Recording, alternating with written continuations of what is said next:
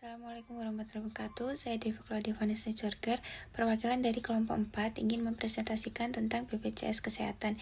Berikut adalah nama-nama anggota kelompok. Yang pertama ada Devi Claudia, yang kedua ada Errol Dandi, yang keempat ada Safira Salsabila. Pertama ada latar belakang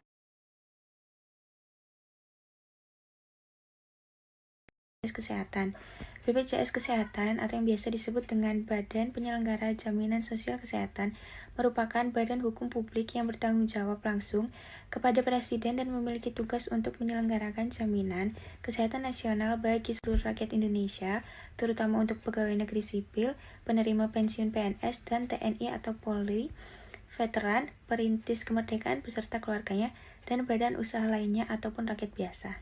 Kesehatan merupakan penyelenggara program jaminan sosial di bidang kesehatan yang merupakan salah satu dari 5 program dalam sistem jaminan sosial nasional atau yang biasa disebut SJSN, yaitu jaminan kesehatan, jaminan kecelakaan kerja, jaminan hari tua, jaminan pensiun, dan jaminan kematian, sebagaimana tercantum dalam Undang-Undang Nomor 40 Tahun 2004 tentang Sistem Jaminan Sosial Nasional BPJS.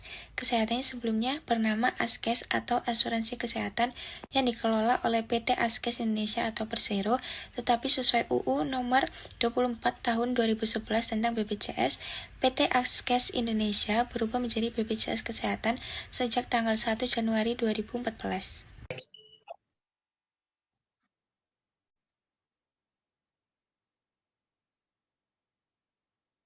Apa itu BPJS Kesehatan? BPJS Kesehatan adalah badan hukum yang dibentuk untuk penyelenggaraan program jaminan kesehatan. Apa itu jaminan kesehatan?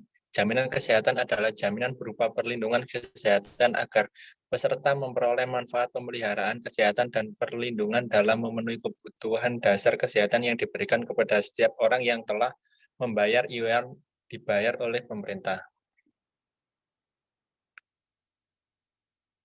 Next. Mendaftar BPJS Kesehatan, pendaftaran secara langsung, pendaftaran secara online.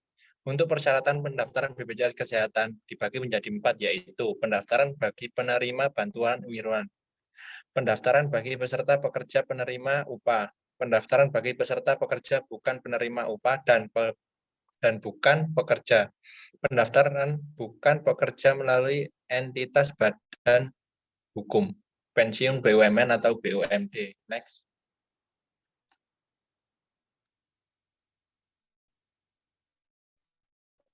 Kelas dan biaya iuran per bulan. Kelas 1, 150.000 per bulan. Kelas 1 merupakan pelayanan kesehatan yang diperoleh tidak hanya dengan besar beban biaya per bulan, namun juga fasilitas yang ditawarkan dengan biaya yang cukup besar.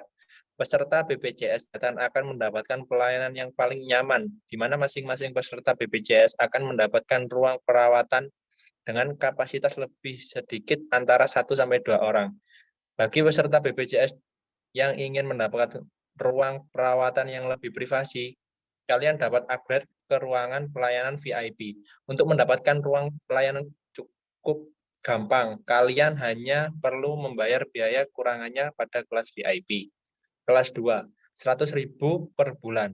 Meskipun biaya yang dimiliki kelas 2 lebih murah, namun tetap memiliki perbedaan dengan kelas 1. Mendapatkan ruang perawatan dengan kapasitas 3-4 orang, tetapi untuk kelas 2 akan mendapatkan perawatan lebih minim privasi. Jumlah pasien yang terdapat pada ruang kelas 2 antara lain 3-5 orang. Bagi peserta BPJS yang ingin mendapatkan ruang yang lebih privasi, dapat upgrade ke ruang perawatan kelas 1. Untuk saat ini, jika peserta BPJS ingin upgrade ke ruang perawatan, hanya bisa naik 1 kelas saja, tidak bisa lebih. 35.000 per bulan. Dengan biaya per bulan 35.000 lebih murah dibandingkan dengan kelas 1 dan kelas 2. Tentu saja memiliki perbedaan untuk ruangan perawatan. Ruangan perawatan yang didapatkan kelas 3 berkapasitas 4-6 orang, bahkan lebih tergantung pihak rumah sakit.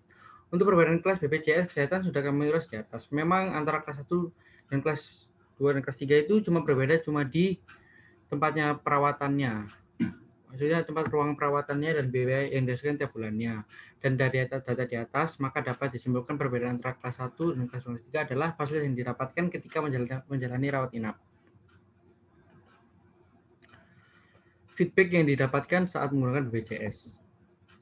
Yang pertama itu murah. Kelebihan pertama dari BPJS Kesehatan adalah biaya atau iuran yang meriah. Meskipun murah, layanan yang didapatkan itu tidak murahan. Biaya itu pada BPJS Kesehatan ini memang terbilang murah, bagaimana tidak, dengan hanya premi per bulan untuk kelas 1 150.000, kelas 2 100.000, kelas 3 35.000, seseorang sudah bisa mendapat layanan atau perlindungan kesehatan dari pemeriksaan rawat inap, pembedahan, obat, dan lain sebagainya secara cuma-cuma.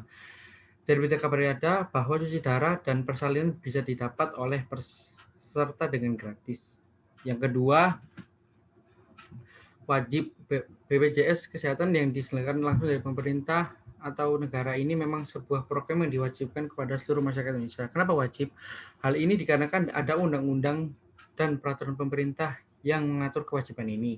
Secara lebih lanjut, artinya jika seorang ikut asuransi swasta, maka Anda juga diharuskan mendaftar asuransi BPJS. Ketiga, cek tanpa medical check up. Apabila Anda mendaftar asuransi kesehatan swasta, maka Anda dikenakan medical check up terlebih dahulu. Dan apabila Anda punya penyakit kritis dan sudah berumur di atas 40 tahun, maka premi Anda akan semakin mahal. Kemungkinan terburuk seperti pengajuan polis yang ditolak juga mungkin terjadi. Namun bila Anda mendaftar BPJS, di Eropa pun Anda boleh mendaftarkan. Bahkan bayi yang masih dalam kandungan juga bisa didaftarkan. Yang keempat itu dijamin seumur hidup. Seperti hanya BPJS yang berani menanggung proteksi peserta hingga seumur hidup, dan pengalaman sejauh ini diketahui asuransi swasta hanya bisa maksimal pada usia 100 tahun.